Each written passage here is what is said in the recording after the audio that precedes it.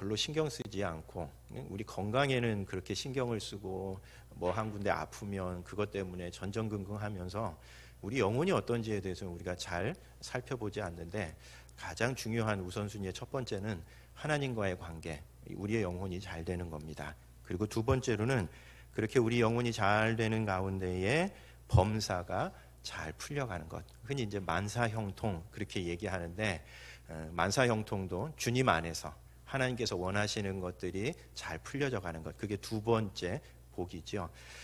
가끔 보면 이 균형을 잃어버리는 경우가 많습니다. 그래서 너무 바쁘다 보면 오히려 하나님과의 관계가 엉망이 되고 뒤틀리고 그런 경우들이 있는데 그건 하나님 앞에 우리가 바른 우선순위가 아닙니다. 첫 번째 우선순위는 하나님 앞에 우리의 영혼이 잘 되고 그리고 그 가운데에 그 중심을 흐트러뜨리지 않는 가운데 우리가 하고 있는 모든 일들이 주님 안에서 형통케 되는 것, 그리고 세 번째로는 우리의 몸도 건강해지는 것. 그래서 우리의 영혼이 잘 되고 범사가 형통하고 강건케 되는 것, 이것을 흔히 이제 그리스도인의 삼중 축복이다 그렇게 이야기를 하는데, 여러분 올 한 해 우리가 하나님 앞에 이렇게 기도하면서 이 삼중 축복 가운데 거하시는 우리 교우님들 되시기를 바랍니다. 우리가 기도한다는 것은 그냥 기도하고 가만히 있다는 뜻이 아니라 우리가 기도하는 것만큼 그렇게 되기 위해서 노력하고 애쓴다는 뜻이지요. 그런 점에서 우리 세 가지 축복, 올 한 해 하나님과의 관계가 형통케 되고 또 우리가 하는 모든 일들이 주의 은혜 안에서 잘 풀려지고, 세 번째로는 우리의 육신이 하나님 앞에 강건케 되는 그런 복 가운데 거하시는 교우님들 되시기를 바랍니다. 올 한 해 우리 교회의 표어를 새롭게 거룩한 교회로, 우리 주보에도 기록되어 있고 뒤에도 나와 있는 것처럼 이렇게 표어를 정했습니다. 그리고 그 근거가 되는 말씀은 오늘 우리가 읽은 고린도후서 5장 17절 말씀입니다. 그런즉 누구든지 그리스도 안에 있으면 새로운 피조물이라, 이전 것은 지나갔으니 보라 새 것이 되었도다. 이 구절은 우리의 구원에 대해서, 그리고 구원받은 우리가 어떻게 하나님 앞에 살아야 하는가에 대해서 아주 분명한 메시지를 전해주는 그런 구절입니다. 우선 이 말씀은 우리가 받은 구원을 새 창조라고 그렇게 설명을 합니다. 누구든지 그리스도 안에 있으면 새로운 피조물이라. 그러니까 구원이라고 하는 것은 무엇이냐면 그리스도 안에서 우리가 다 새로운 피조물이 되는 것, 그리스도 안에서 새로운 창조를 경험하는 것, 그것이 구원이다라고 하는 그런 이야기입니다. 마침 또 우리가 묵상하는 매일 성경 본문이 창세기 본문이죠. 그래서 1장과 2장에서 하나님께서 온 세상을 아름답게 창조하셨던 그 이야기를 전해주고 있습니다. 그런데 창세기 3장에서 인류의 죄로 말미암아 아름다운 창조 세계가 다 깨어져 버렸죠. 그래서 창세기 1장에서 하나님께서 지으신 그 모든 것들을 보면서 야, 참 좋다, 참 마음에 든다 그렇게 생각하셨지만 아담과 하와가 범죄함으로 말미암아 아름다운 창조 세계가 하나님 안에서 다 산산이 조각나버리고 깨져버리고 말았습니다. 그런데 하나님께서 그리스도를 통해서 이제 세상이 다 죄로 망가졌으니까 하나님께서 포기하신 것이 아니라 그 창조 세계를 다시 하나님께서 처음 만드셨던 아름다운 창조 세계로 다시 회복시키시는데, 그것이 바로 구원이라는 겁니다. 그것을 예수 그리스도의 그 십자가를 통해서 새 창조를 이루시기 때문에 그리스도 안에 있으면 새로운 피조물이 된다. 우리가 그리스도인이라고 하는 것은 우리가 죄로 인해 죽을 수밖에 없는 존재였었지만 예수 그리스도 안에서 하나님께서 처음 만드신 창조의 그 본래 모습을 회복한 그런 존재가 되는 것, 새로운 피조물이 되는 것, 그것이 구원 사건이다라고 그렇게 설명하고 있는 겁니다. 그리고 18절 19절에서는 그렇게 우리가 새로운 피조물이 되었으니 이제 우리가 어떤 일을 하면서 살아야 하냐면 화목하게 하는 직분을 맡았다 그렇게 이야기를 합니다. 18절 19절 모든 것이 하나님께로 났으니 그가 그리스도로 말미암아 우리를 자기와 화목하게 하시고, 우리를 자기와 화목하게 하신 것, 이게 구원 사건입니다. 그러니까 죄로 말미암아 하나님과 우리가 불편한 관계가 되었습니다. 죄인인 우리가 하나님 앞에 가까이 갈 수 없는, 죄인의 몸으로 하나님을 보거나 하나님 가까이 가면 죽을 수밖에 없는 그런 존재였는데 예수 그리스도를 통해서 하나님과의 관계가 회복된 겁니다. 화해가 이루어진 겁니다. 또 우리에게 화목하게 하는 직분을 주셨다. 그러니까 첫 번째로는 하나님과 우리를 화목하게 하셨고, 그리고 이제 우리에게는 새로운 책무, 새로운 직분, 새로운 책임을 주셨는데, 그것이 무엇이냐면 화목하게 하는 직분이라는 겁니다. 마치 우리가 예수 그리스도를 통해서 하나님과의 관계가 회복된 것처럼, 화해가 이루어진 것처럼, 이제 우리가 깨어진 그 세상 속에서 하나님을 등지고 살아가는 그 사람들, 그리고 죄 가운데 깨어져 있는 이 창조 세계 속에서 우리가 그곳에 들어가서 본래 하나님께서 창조하셨던 아름다운 창조 세계를 회복하는 것, 다시 화목하게 하는 직분, 그것을 우리에게 주셨다는 겁니다. 19절 우리 한번 같이 읽어보도록 하겠습니다. 곧 하나님께서 그리스도 안에 계시사 세상을 자기와 화목하게 하시며 그들의 죄를 그들에게 돌리지 아니하시고 화목하게 하는 말씀을 우리에게 부탁하셨느니라. 우리에게 화목하게 하는 말씀, 화해하게 하는 말씀, 그것을 우리에게 주셨다라고 하는 그런 뜻입니다. 그런 점에서 오늘 본문은 우리가 예수 그리스도 안에서 새로운 피조물, 하나님과의 관계가 회복된 새로운 피조물이 되었고, 이제 우리가 새로운 피조물이 되었으니 우리와 똑같이 다른 사람들을 화목하게 하는 그 직책을 감당해야 한다라고 하는 것을 보여주는 그런 말씀입니다. 여러분, 그런 점에서 우리가 해야 될, 우리 개인이나 교회 공동체가 해야 될 사역을 한마디로 딱 정리하면 화해의 사역입니다. 화해의 사역. 등 돌리고 있었던 사람들, 무엇보다 하나님과의 관계가 멀어진 사람들, 동떨어진 사람들과의 그 관계를 회복하는 그 일, 그것을 오늘 우리들에게 맡겨주셨다는 겁니다. 그것을 표현하고 있는 여러 가지 표현들이, 예를 들면 전도와 선교, 이것은 믿지 않는 사람들에게 복음을 전하는 거죠. 우리가 믿지 않았을 때 하나님과의 관계가 불편했었지만 예수 그리스도를 통해서 하나님과 화목하게 되었던 것처럼, 오늘날에도 우리 주변에 믿지 않는 사람들, 여전히 하나님과의 관계가 불편한 사람들에게 복음을 전하는 겁니다. 전도는 우리 같은 문화권 내에 있는 사람들에게 복음을 전하는 것이고, 선교, 해외 선교는 나와 문화권이 다른 사람들에게 복음을 전하는 것. 그래서 화해 사역의 가장 첫 번째는 우리가 복음을 전하는 것입니다. 그리고 두 번째로는 사회봉사도 이 화해 사역 중에 아주 중요한 부분입니다. 왜냐하면 이 사회봉사는 그늘 속에서 살아가는 사람들, 사회적인 약자라든지 아니면 우리 생명을 제대로 잘 누리지 못하고 본래 하나님께서 만들어 놓으신 그 생명을 온전히 누리지 못하고 어디엔가 눌려 살아갈 수밖에 없는 사람들, 그 대표적인 사람들이 사회적인 약자들이죠. 우리 주변, 우리 사회에 지내는 주변부에 살아가는 그 사람들도 그늘 속에서 살아가지 않고 하나님의 빛 가운데서 당당하게 한 사람의 인격으로서, 한 사람의 생명으로서 살아갈 수 있도록 해주는 그 사역, 그것이 바로 이 사회 봉사입니다. 그런 점에서 우리 교회가 가지고 있는 삼중 비전이 바로 그것을 잘 표현하고 있습니다. 첫 번째 비전이 선교 공동체를 이루는 겁니다. 믿지 않는 이들을 복음을 통해서 하나님과의 관계를 화해케 하는 것. 두 번째로는 가난한 이웃의 친구가 되는 것. 그늘 가운데 살아가는 사람들을 안타까운 마음으로 바라보면서 그들에게 그리스도의 은혜를 나누는 것. 그리고 세 번째, 평신도 목회 공동체. 흔히 이제 요즘은 공동 목회다, 우리가 그렇게 표현을 하는데, 이 일을 유능한 한두 사람이 하는 것이 아니라, 효율적으로 따진다면 일 잘하는 사람들이 다 그거 몰아서 하면 더 효율적일 수 있을지 모르지만, 모든 성도들이 다 그것을 함께 나누어서 그 일을 해나가겠다라고 하는 것이 우리 형제교회의 비전입니다. 그런 점에서 우리 형제교회의 세 가지 비전은 우리가 그 화해의 사역을, 하나님께서 우리에게 맡겨주신 그 화해의 직분을 어떻게 수행할 것인가 하는 것을 아주 잘 표현해주고 있는 그런 말입니다. 여러분, 올 한 해도 우리가 하나님께서 우리에게 맡겨주신 이 삼중 비전을 우리 교회의 목회의 중심으로 삼고 그 일에 우리가 열심을 내는 우리 교우님들 되셨으면 좋겠습니다. 특별히 올해 우리 교회에는 아주 중요한 두 가지 목회의 중심점이 있습니다. 첫 번째로는 교회 이전을 완수하는 것입니다. 여러분 잘 아시는 것처럼 우리 작년 연말에 임시 사무처리회를 통해서 일단 교회를 이전하는 것으로, 그리고 우리 안에서 기도하면서 이미 이전이, 우리 마음속에서는 이미 이전이 시작된 곳이 한 곳 있습니다.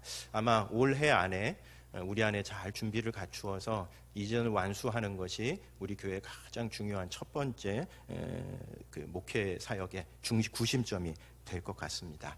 여러분 이야기를 많은 분들이 이제 오셔서 이런저런 이야기를 나눌 때에 기대도 많고 염려도 많으신 것 같습니다. 염려가 많은 것은 이제 잘 아시는 것처럼 우리 개인의 집을 이사할 때도 얼마나 복잡하고 힘듭니까? 근데 적어도 한 250명 정도 되는 300명 정도 되는 이 교회 공동체가 이전을 할 때에 여러 가지 복잡한 일들이 벌써부터 골치가 아픈 그런 분들도 계신 것 같아요. 그래서 염려하시는 분들도 있고 기대하시는 분들도 있는 것 같습니다. 기대하시는 분들의 경우는 대체로 오랫동안 우리가 뭐 길게 잡으면 한 10여 년 전부터, 짧게 잡아도 우리가 4, 5년 전부터 교회를 좀 새로운 공간에서, 우리에게 더 적절한 공간에서 교회를 이전해서 그곳에서 교회 공동체가 이루어졌으면 좋겠다라고 하는 그런 생각을 가지고 기도해 왔었는데, 여러 가지로 좀 틀어지기도 하고 우리가 좀 실수한 부분도 있고 그래서 잘 이루어지지 않았었는데, 이제 그렇게 같이 움직일 수 있는 첫걸음을 내디딘다라고 하는 점에서, 그래서 처음 해보는 일이고 수건 사업이다 보니까 기대도 많고 염려도 많은 것 같습니다. 그런 점에서 올 한 해 처음 해보는 것이기 때문에 아마 이런저런 우리 안에서 서로 조율해야 될 부분도 많이 있을 것이고, 서로 뭐 박자가 잘 안 맞아서 이러쿵저러쿵 그런 일들도 많이 있겠지만, 어쨌든 우리가 그 일들 가운데서 교회 이전을 잘 마무리하는 것, 그것이 첫 번째로 이루어질 가장 중요한 일입니다. 제가 그래도 우리 교회에 와서 이렇게 느끼게 되는 것 가운데 하나는, 기본적인 신뢰는 참 많이 쌓여진 것 같다라고 하는 그런 생각이 듭니다. 이제 더 이상 사람들에 대해서 긴장하면서 바라보지는 않는 것 같습니다. 누가 어떤 말을 하더라도 교회를 사랑해서 하는 말이다, 우리가 서로 다양성을 인정하면서 받아들여줘야 한다라고 하는 그런 신뢰는 어느 정도 좀 쌓인 것 같은 그런 생각이 드는데, 이제 한 걸음 더 나아가서 우리 교회 공동체가 더 좀 단단해져야 한다라고 생각을 합니다. 특별히 교회 이전을 앞두고 우리들 안에서 서로 간에 작은 것 가지고 자꾸 마음이 나뉘고 그러면 참 힘들고 곤란하고요.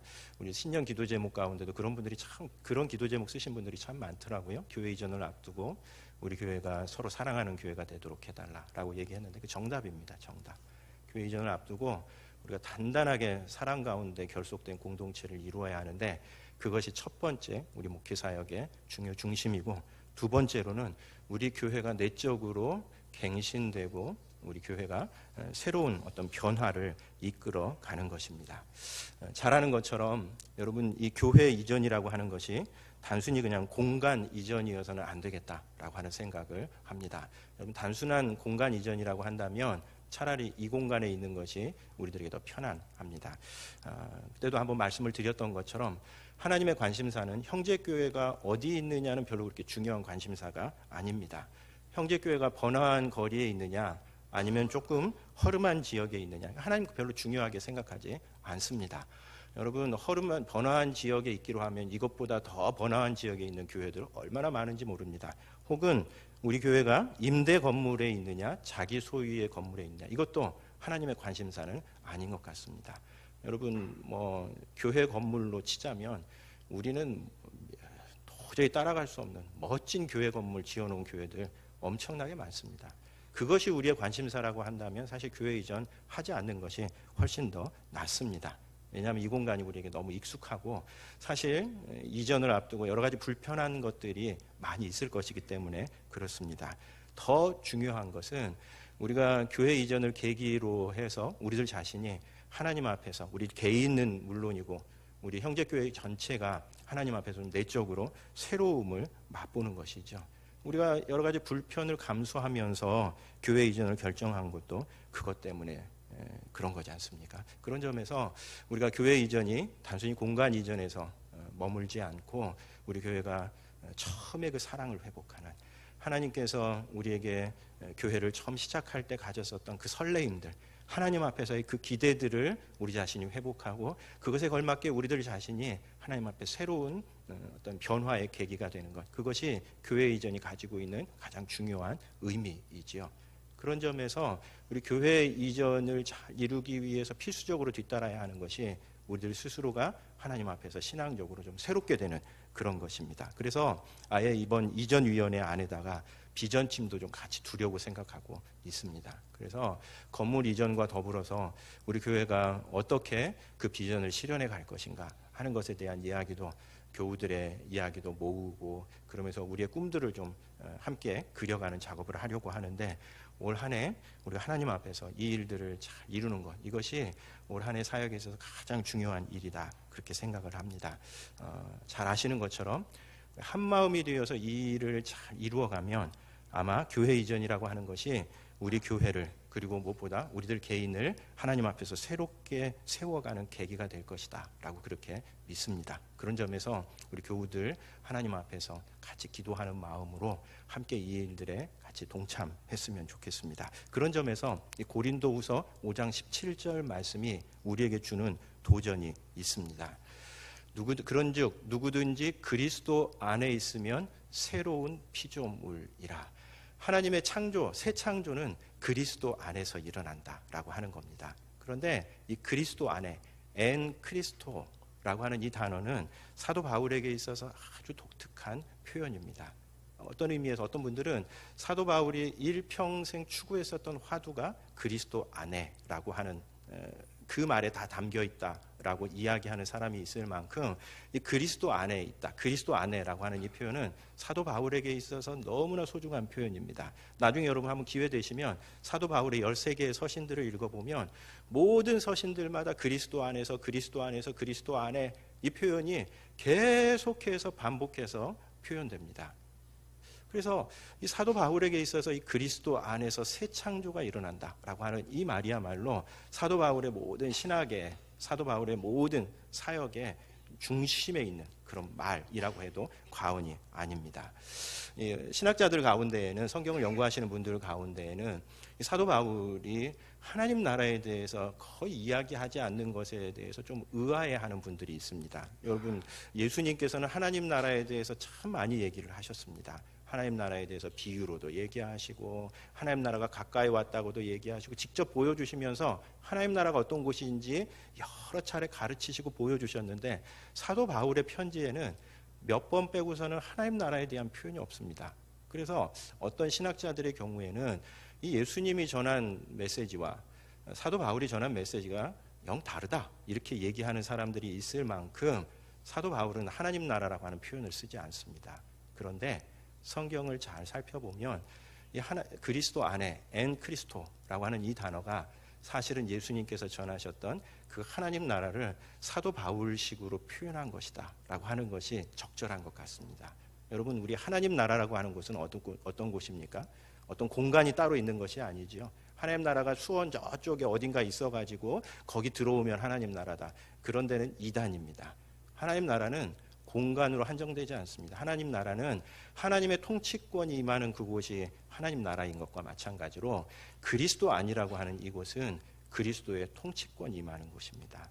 그런 점에서 예수님께서 전하셨던 그 하나님 나라는 사도 바울에게 있어서는 그리스도 안에, 엔 크리스토라고 하는 말로 바뀌어져 일어나게 되는 겁니다. 그래서 이 그리스도 안에 있다라고 하는 이 사실이 굉장히 중요한 의미를 갖는데, 이 그리스도 안에 있으면 새로운 피조물이라고 이야기할 때에 이 그리스도 안에 있다라고 하는 이 말이 과거에 있었던 한 번의 사건을 가리키지 않습니다.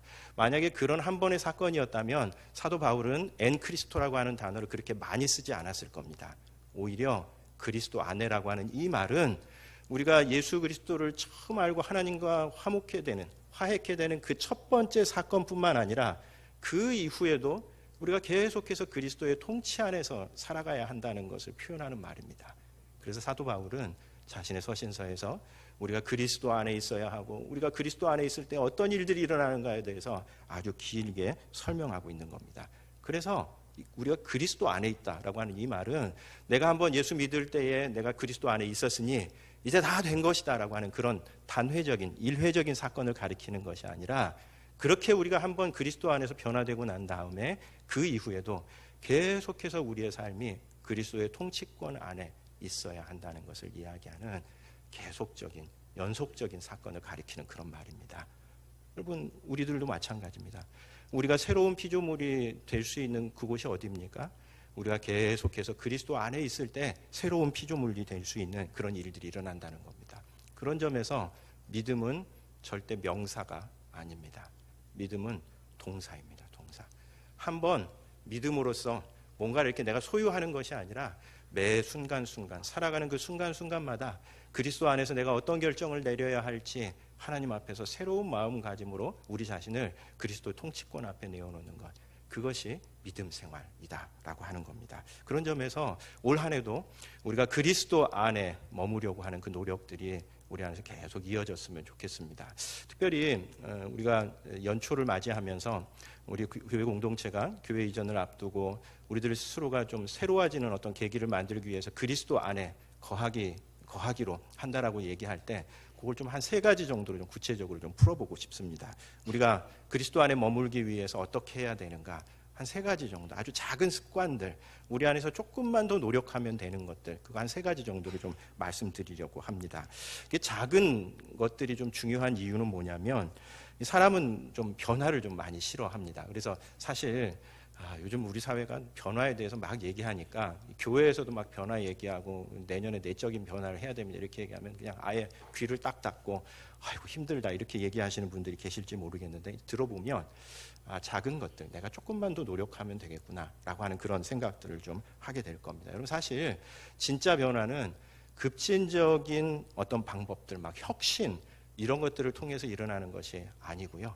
그래서 우리가 내적으로 새로워지자고 얘기할 때 막 새벽 기도부터 시작해가지고 낮에도 모여가지고 막 기도하고 밤에는 또 밤대로 기도하고 그런 방법을 통해서 우리가 새로워질 수가 없습니다. 그렇게 하기가 참 쉽지 않습니다. 오히려 진짜 우리 안에서의 참된 변화는 아주 작은 것들 속에서 일어나게 되는 겁니다. 그런 점에서 여러분 뒤집어지는 역사 이런 거 우리 안에 기대하시지 마시고요. 오히려 내가 하고 있는 것들 가운데에서 조금만 한두 가지들만 좀 노력하면 되는 것들 몇 가지를 좀 이야기하려고 합니다. 첫 번째로는 기도 2020입니다. 아까도 광고 시간에 말씀을 드렸던 것처럼 우리 1월 달 내일부터 시작해서 4주 동안 온 교우들이 저녁 8시 20분에 같은 기도 제목을 가지고 함께 기도하려고 합니다.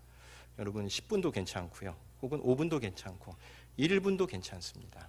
혹은 기도 제목만 그냥 읽으셔도 괜찮습니다. 다만 온 교우들이 같은 마음으로 함께 한 자리에서 기도하는 것, 이게 우리에게 의미 있는 첫 번째 발걸음입니다. 만약에 좀 8시 20분이라고 하는 시간이 자기의 생활 패턴과 맞지 않으신 분들은 다른 시간을 정하셔도 좋습니다. 그리고 문자 메시지로 요청하시는 분들 계시면 그 문자 메시지를 보내도록 하겠습니다. 4주 동안 교회 학교 학생들도 다 같이 참여하기로 그렇게 되어 있습니다.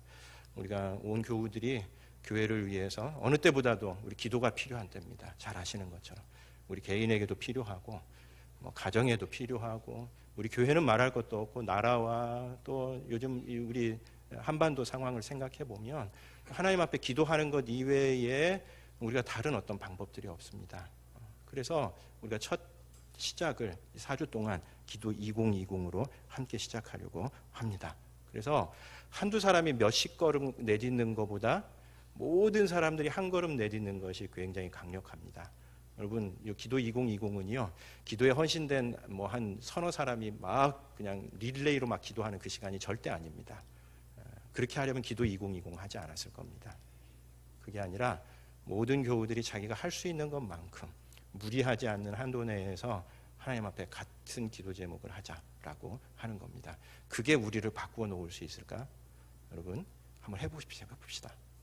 같은 기도 제목을 가지고 온 교우들이 같은 걸음을 내딛는 것이 이게 얼마나 큰 힘이 있는지 올 한 해 우리가 좀 같이 경험했으면 좋겠습니다. 그런 점에서 첫 번째로는 기도 2020입니다. 두 번째로는 플러스 원 서비스라고 제가 이름을 좀 붙여봤는데, 공적인 예배에 한 번 더 참석하려고 노력해 보는 겁니다. 공적인 예배에 다 참석해라 그런 얘기 아닙니다. 지금 여러분들이 하시는 것 가운데에서 공적인 예배에 플러스 원, 그리고 또 영어로 서비스가 예배도 해당하는 겁니다. 그래서 교회가 가지고 있는 공적인 예배, 주일 예배와 그 다음에 수요 예배와 금요 예배, 새벽 기도회까지가 공적인 예배인데 공적인 예배에 다 참석하라고 그러면 아이고 어떻게 그렇게 할 수 있습니까? 그렇게 생각하실 분들은 있을 것 같은데 다 참석하라는 얘기 아닙니다. 지금 우리가 하고 있는 것 가운데에서 플러스 1을 한 번 더 하는 겁니다. 어떤 뜻인가 하면 주일 성수를 잘 못하시는 분들 우리 교회에 좀 의외로 많습니다. 이런 분들은 내가 올해는 적어도 주일 성수만큼은 반드시 해야 되겠다라고 하는 것을 마음속에 다짐하는 겁니다. 주일 성수가 왜 중요하냐? 주일 성수하지 않으면서 내가 신앙생활을 유지해 갈 수 있다. 그거는 말이 되지 않는 이야기입니다. 우리가 신앙생활의 가장 첫 번째 발걸음은 주일을 빠지지 않고 하나님 앞에 지키며 그 주일에 주님 앞에 예배드리는 겁니다. 그게 신앙생활의 가장 첫 번째 기본입니다. 그런 점에서 주일 성수를 잘 못하시는 분들은 아예 마음을 잡으시고 올해는 내가 주일 성수만큼은 꼭 해야 되겠다 이렇게 생각을 하시면 좋겠습니다. 여러분 이 유대인들이 제가 우리 강의할 때마다 주일 성수에 대해서 얘기할 때마다 빠지지 않고 하는 이야기인데 유대인들이 참 역사가 굉장히 독특합니다. 그래서 나라 없이 2000년 동안 뿔뿔이 흩어져서 세계 곳곳에서 살아갔던 이 사람들이 2차 대전이 끝나면서 이스라엘이라고 하는 나라를 세웠습니다. 이건 사실 세계 역사에서 거의 불가능한 일입니다. 여러분 우리 잘 아는 것처럼 미국에서 한 두세 대만 지나면 이 친구들은 정체성을 잃어버려요. 우리말도 제대로 하지 못하고 자기가 한국인이라고 하는 것에 대해서 한 20-30년만 지나면 그것이 계속해서 흐릿해지는 겁니다. 그런데 2000년 동안 자기 나라에 있었던 것이 아니고 세계에 흩어져 있었던 유대인들이 2000년 만에 만나서 이스라엘이라고 하는 나라를 세웁니다. 그 이유가 무엇이었냐면 비록 이 유대인들이 세계 곳곳에 흩어져 있었지만 안식일을 지켰기 때문입니다. 적어도 이 안식일에는 같이 모여서 자기들이 예배하는 가운데 자기들이 하나님의 백성이라고 하는 정체성을 잃어버리지 않았고 그 구약에 있는 히브리어를 적어도 그 안식일에는 같이 일한 겁니다. 그래서 현대 히브리어는 구약의 히브리어 그대로를 사용합니다. 그래서 구약 히브리어 잘하시는 분들은 이스라엘 가가지고 아무런 불편을 느끼지 않습니다. 왜 그럴까요? 안식일을 지켜가는 이 일이 별것 아닌 것처럼 그렇게 느꼈지만 이것이 오랜 세월을 지나고 나니까 유대인의 정체성을 지키는 가장 중요한 울타리가 되었다라고 하는 고백인 겁니다. 그래서 유대인들은 자기들이 안식일을 지킨 것이 아니라 안식일이 자기들을 지켜주었다라고 그렇게 고백을 합니다. 유대인의 2000년 역사를 보면 이 말이 꼭 맞습니다. 여러분 우리 주일 성수가 중요한 이유는 뭡니까? 우리가 주일 성수를 한다고 생각하시지 마시기 바랍니다. 주일을 성수하는 것이 우리의 신앙을 지켜가는 마지막 울타리가 되는 겁니다. 실제로 교회의 통계를 봐도 주일 성수 잘 하지 않는 사람들은 그리스도인으로서의 정체성을 잃어버린 채 살아가는 겁니다. 여러분도 뭐 그런 경험 계실지 모르겠는데 주일 성수하지 않고 한두 주 지나고 나면 처음에는 좀 두려움이 생깁니다. 주일 성수 안 하고 예배 빠지면 무슨 일 생기는 거 아니야? 이러다가 한 두 주 지나도 아무 일 안 생기거든요. 하나님께서 사랑하셔서 뭐 번개라도 좀 치시면 좋을 텐데 번개도 잘 안 치세요. 이제 마음이 느긋해지기 시작해가지고 한 달쯤 지나면 이제 더 이상 아무런 의식도 없고요. 3개월이 지나면 주일을 가서 술집에 있다. 이게 이제 통계하게 그냥 통계입니다. 통계. 누구나 다 그렇게 가는 겁니다. 주일을 하나님 앞에 거룩하게 구별해서 지키는 이것이 우리의 신앙을 지켜준다라고 하는 그런 이야기입니다. 우리 창세기를 요즘 매일 성경에서 본문으로 살피고 있는데 이 창세기 1장은 사실 하나님의 창조가 얼마나 멋진 것인지를 창세기 1장 자체로 우리들에게 그대로 보여줍니다. 그래서 우리 뭐 창조에 대해서 이러쿵저러쿵 과학적인 얘기할 필요 없이요. 창세기 1장을 정말 꼼꼼히 살펴보면 하나님의 창조가 얼마나 아름답고 멋진가 하는 것이 그 가운데 나타납니다. 그것을 아주 단적으로 보여주는 것이 이 창세기 7일 동안의 이 창조가 아주 서로 조화와 균형을 아주 잘 이루고 있는 겁니다. 제가 새벽 예배에도 그 이야기를 좀 드렸었는데 창세기 일주일 동안에 7일 동안의 창조는 1일부터 3일까지가 하나의 세트고요. 4일부터 6일까지가 하나의 세트로 그렇게 되어 있습니다. 그리고 이 세트들끼리 서로 연결점이 있습니다. 그래서 첫째 날 창조와 4일째 날 창조가 서로 짝을 이루고 둘째 날 창조와 5일째 창조가 짝을 이루고 3일 날 창조와 6일 날 창조가 서로 짝을 이룹니다. 뭐 예를 들면 이런 겁니다. 1일째 첫째 날은 빛과 어둠을 만드셨는데 4일째에는 하늘의 광명체들을 만드십니다. 이틀 둘째 날에는 하늘과 바다를 만드셨는데 5째 날에는 새와 바다 동물을 만드십니다. 그리고 3일째에는 땅과 식물을 하나님께서 만드셨는데 6일째에는 동물과 사람을 만듭니다. 그래서 이 창조의 7일은 그냥 하나님께서 그날 생각해 보니까 이제 뭐가 있어야 되겠구나 이렇게 생각해서 그냥 만드신 것이 아니라 하나님께서 치밀하게 일주일 동안 어떻게 창조를 이끌어 가실지에 대해서 하나님께서 다 계획을 갖고 계셨던 겁니다. 너는 계획이 있구나. 어디서 유명한 너는 계획이 다 있구나. 유명한 그 영화의 대사인데 하나님 다 계획이 있으셨던 겁니다. 그냥 생각해 보니까 이거 만들어야 이렇게 해서 만드신 게 아닌 겁니다. 1일부터 3일까지의 그 세트와 4일부터 6일까지의 세트가 이루어지고 1일부터 3일까지는 어떤 무대를 마련하는 것과 비슷하고 4일부터 6일까지는 그 무대에서 활동하게 될 생명체들을 만드시는 것에 해당합니다. 그래서 창세기 1장 그 자체가 하나님의 창조 세계가 얼마나 서로 조화 있고 균형을 이루고 있는지를 그대로 고스란히 보여줍니다. 그러니까 창세기 1장만 잘 봐도 야 하나님의 창조가 얼마나 멋진가 하는 것을 우리가 감탄하면서 바라볼 수 있게 되는데 그 가장 마지막이 이 안식일입니다. 그래서 여러분 뭐가 이 세트로 이루어지는 것이 6번이 한번 쭉 나오고 난 다음에 그 다음에 맨 마지막에 안식일에 관한 이야기가 나옴으로써 이 창조의 가장 절정이 안식일이다라고 하는 것을 이야기해 줍니다.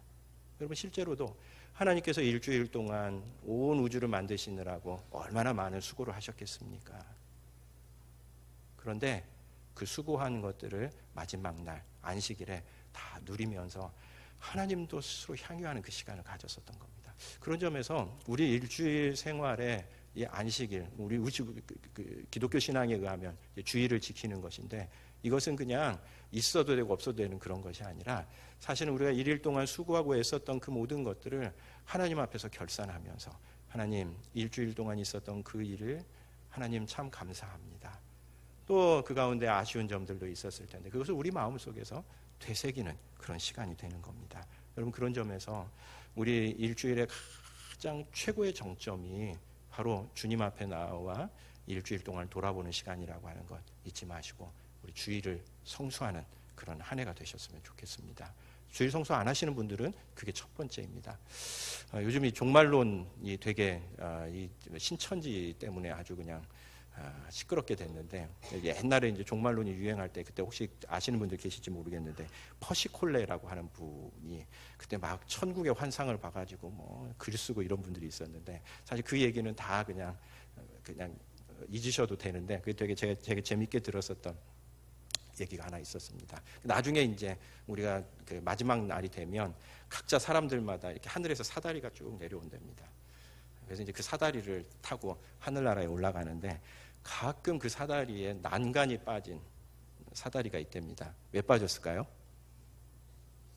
예, 한 번 주일 빠지면 난간이 하나씩 빠진다고 그럽니다.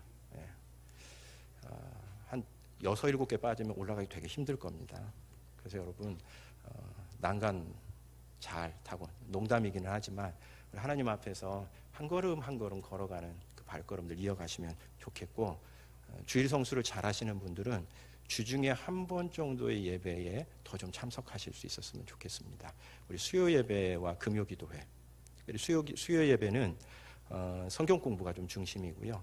금요 기도회는 우리 여러 가지 기도 제목들을 놓고 하나님 앞에 기도하는 시간입니다. 특별히 수요일 저녁 시간에 좀 낮 시간은 그래도 우리 여성분들이 많이 참석해서 그래도 예배드리는 분위기가 좀 있는데 수요일 저녁에는 좀 여러분들이 최근엔 더 좀 많이 참석 안 하시는 것 같습니다. 그래서 올 한 해 주일 성수하시는 분들은 내가 이제 좀 주일 성수는 잘 되니 주중의 예배에 어느 하나에 좀 참석해 보겠다라는 그런 생각을 가지시면 좋겠고 주중 예배까지도 잘 되시는 분들은 플러스 원으로 한번 새벽 기도회에 한번 내가 좀 참석해보자 라고 생각하시면서 어느 날인가 자기의 생활 패턴 속에서 좀 편한 날 하루를 택하셔서 새벽 기도에도 참석하는, 모두 다 참석하는 얘기 아닙니다.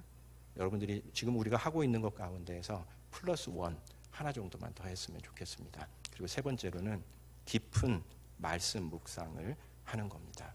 여러분, 우리가 그리스도 안에 머무는 실제적인 방법은 말씀과 기도 외에 다른 거 없습니다. 이런저런 프로그램들 다 환산해 보면요, 인수분해해 보면 다 말씀과 기도로 다 환원이 됩니다. 우리가 개인적으로 하나님 앞에 기도하는 것, 말씀을 붙잡고 묵상하는 그 시간이 우리를 그리스도 안에 붙잡아주는 실제적인 방법이다라고 하는 그런 이야기입니다. 그런 점에서 우리가 지금 매일 성경 하고 있는 것들이 좀 더 깊은 묵상이 될 수 있도록 우리 스스로가 그 말씀을 좀 더 한 번 더 붙드는 겁니다. 그래서 한 번 읽는 데서 그치지 않고 그날 하루 중에 낮 시간이든 언제든 한 번 더 그 말씀을 곱씹어 보는 겁니다. 다행히 우리 교우들이 지난 한 해 동안 매일 성경 부지런히 열심히 노력하고 애쓰고 다 힘들어 하시면서도 어쨌든 매일 성경 묵상하려고 노력해서 감사하기는 하는데, 우리 묵상이 좀 더 깊어져야 되겠다, 그런 생각을 합니다. 제가 얼마 전에 우리 뇌에 관한 책을 좀 읽었는데, 거기 그 책에서 왜 깊은 묵상이 왜 중요할까, 이것에 대해서 좀 생각해 보게 된 내용이 좀 있습니다. 우리 뇌가 이렇게 세 개의 구조로 나뉘어 있다고 그럽니다. 세 개의 구조로.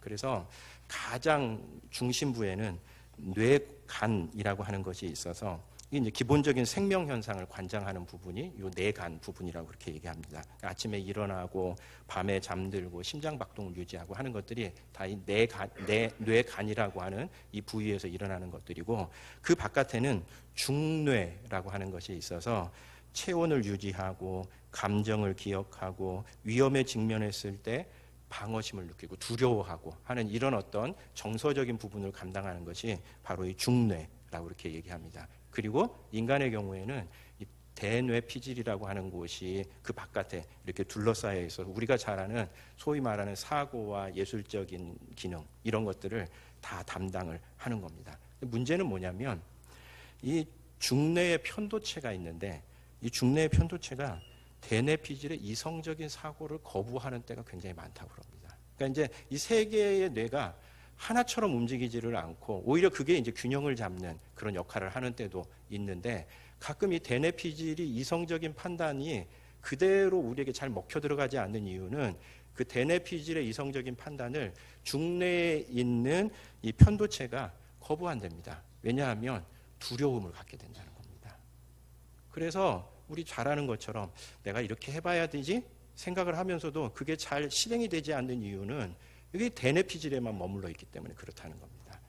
그게 중뇌까지도 바꾸어야 그때부터 실제로 우리의 삶에서 우리가 생각하는 대로 우리의 삶이 이끌어 가질 수 있다라고 하는 그런 내용입니다. 간추려 보면 그런 내용입니다. 말씀 묵상도 그런 것 같습니다.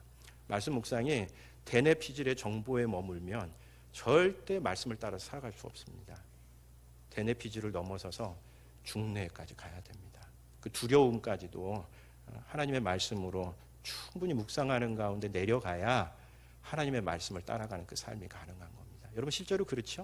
말씀 묵상의 정보, 대뇌피질에 있는 정보가 우리의 삶을 바꾸어 놓습니까? 그렇지 않습니다. 그런 점에서도 깊은 말씀 묵상이 필요합니다. 대뇌피질에서 오고 가는 그 자극 정도에 머물지 않고 그것이 우리의 가슴까지도 내려오고 우리의 온몸까지도 다 내려가서 우리가 하나님의 말씀을 따라가는 그 삶을 살아갈 수 있도록 깊은 말씀을 묵상을 할 수 있는 깊은 말씀 묵상이 이루어질 때 우리가 그리스도 안에서 살아가는 실제적인 삶이 이루어질 줄로 믿습니다. 여러분 올 한 해 우리가 그리스도 안에서 새로운 피조물로 살아가는 한 해 되셨으면 좋겠습니다. 한 세 가지 정도 이야기했습니다. 2020 기도운동, 그리고 +1 서비스, 깊은 말씀 묵상. 여러분 그리스도 안에서 멋진 한 해 만들어 가시는 우리 교우님들 되시기 바랍니다. 기도하겠습니다.